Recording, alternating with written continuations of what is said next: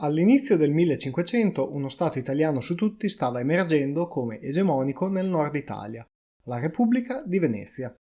La Serenissima voleva approfittare della destabilizzazione politica causata dalla discesa in Italia di Carlo VIII e dalla sua sconfitta presso Fornovo per estendere i suoi domini di terraferma.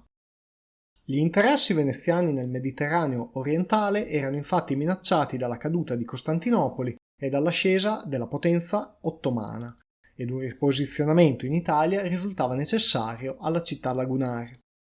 Nel 1499 Venezia sostenne quindi le pretese del nuovo re di Francia Luigi XII sul Ducato di Milano, ottenendone in cambio Cremona. Successivamente alla morte del Papa Alessandro VI, la Serenissima ottenne il possesso della Romagna, sfruttando poi i conflitti fra Francia e Spagna per conquistare il mezzogiorno d'Italia. La Serenissima si impossessò dei centri portuali di Monopoli, Bari, Barletta e Trani. Tuttavia le recenti conquiste entravano in conflitto con gli interessi degli altri stati, in particolare con quelli dello Stato Pontificio, e quando fu nominato Papa l'energico Giulio II, il possesso delle terre romagnole divenne la miccia accesa per una nuova guerra nella penisola.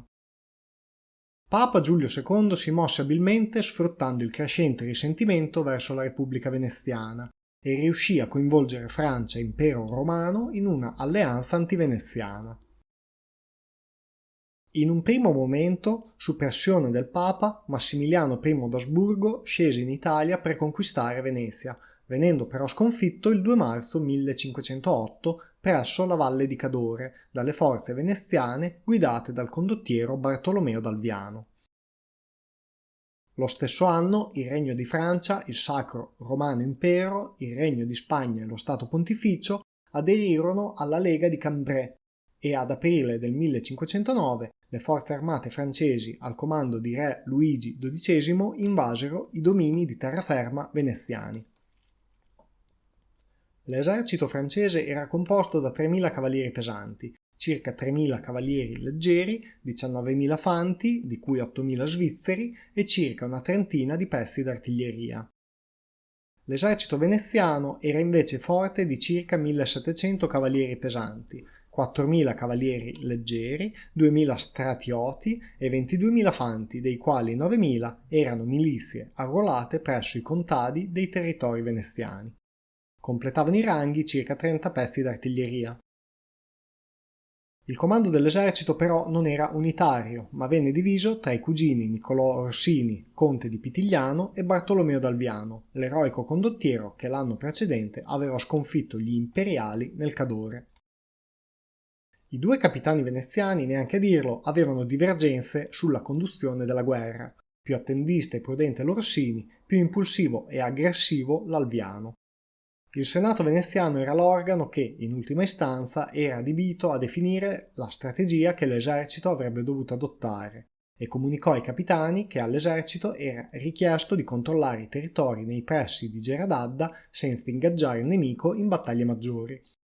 L'esercito francese era accampato oltre l'Adda quando il 9 maggio re Luigi XII si recò personalmente al fronte e ordinò di inviare 10.000 fanti e 2.000 cavalieri pesanti oltre il fiume, sfruttando i ponti presso Lodi e Cassano, per poi acquartierarsi a Rivolta, dove fu realizzato un accampamento fortificato con palizzate, mentre i veneziani si ritirarono a Caravaggio.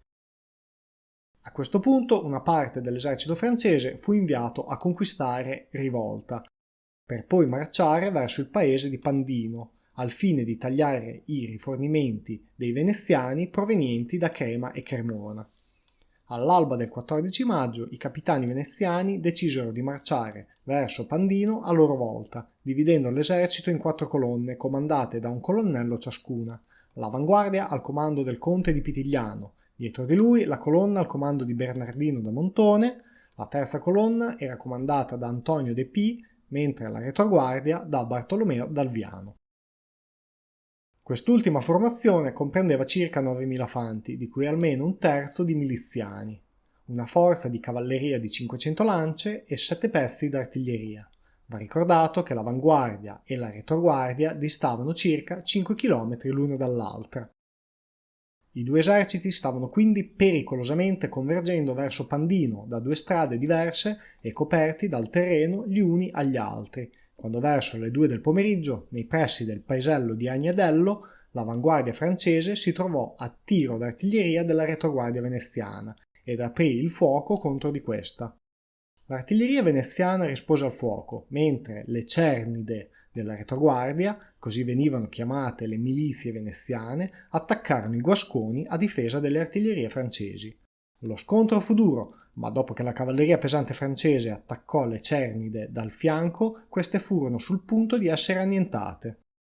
Fu a questo punto che Bartolomeo d'Alviano prese in mano la situazione e diresse i restanti reparti della retroguardia, forti di circa 2000 fanti professionisti e 500 cavalieri pesanti, contro i francesi. La carica di D'Alviano respinse i francesi talmente violentemente che le cronache del tempo citano che caddero 10 francesi per ogni veneziano. Il tempo stava però passando e dette modo alla terza colonna veneziana di Antonio de Pì di arrivare in soccorso della retroguardia veneziana, ma anche al re francese di sopraggiungere in aiuto dei suoi reparti in fuga. I francesi si ritrovarono così in soprannumero. Il re, accortosi dello sbandamento dei suoi reparti, lanciò la sua guardia personale, composta da circa 230 cavalieri pesanti e 460 arcieri a cavallo, per ristabilire il fronte. 200 uomini d'arma furono poi inviati a fermare la terza colonna veneziana e i 6.000 svizzeri del corpo principale francese furono mandati contro la retroguardia di D'Alviano.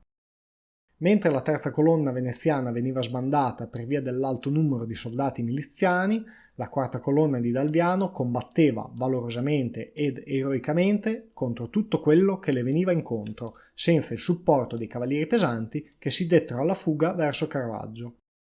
Erano rimasti circa 4.000 veneziani ad opporsi ad un numero doppio di nemici, tra cui circa 1.000 cavalieri pesanti. La retroguardia veneziana venne quindi presto accerchiata e annientata. La battaglia di Agnadello era finita. Una battaglia che non doveva essere combattuta si era trasformata in una disfatta per i veneziani, che avevano lasciato sul campo dai 5.000 ai 6.000 uomini, mentre i francesi avevano perso circa 2.000 uomini. L'esercito veneziano si ritirò verso Brescia e poi a Peschiera, mentre i francesi occupavano Bergamo, Brescia, Cremona e Crema. Mentre l'esercito veneziano si leccava le ferite, il Papa occupò le città romagnole e il duca di Ferrara il Polesine, mentre Padova, Verona e Vicenza rimasero in balia dell'imperatore del Sacro Romano Impero. Tuttavia fu a questo punto che accadde l'impensabile, quando proprio i cittadini di Padova, aiutati da contingenti veneziani, cacciarono i lanzichenecchi che avevano occupato la città. In reazione alla crescente instabilità del Veneto, l'imperatore Massimiliano inviò un esercito composto da 32.000 fanti e 1.700 cavalieri. Il 15 settembre questa forza pose d'assedio Padova, difesa da 20.000 uomini al comando di Niccolò Orsini, conte di Pitigliano. Dopo aver aperto una breccia nelle mura della città, gli imperiali tentarono l'assalto diverse volte, venendo sempre respinti. Fu così che il 2 ottobre l'imperatore si risolse a ritirarsi verso la Germania. In novembre il Pitigliano attaccò e sconfisse le rimanenti forze imperiali, liberando Vicenza, Belluno e Feltre. Il 27 gennaio 1510 il grande condottiero Niccolò Orsini morì in seguito ad una ferita. L'esercito veneziano fu allora guidato da Andrea Gritti, che dovette affrontare un'altra invasione francese. A maggio i francesi occuparono Vicenza, però dovettero ritirarsi per disordini politici interni alla Francia, permettendo a Gritti di rioccupare la città di Vicenza. Un'altra fase delle guerre d'Italia era iniziata, con la Francia come potenza egemone nel nord Italia.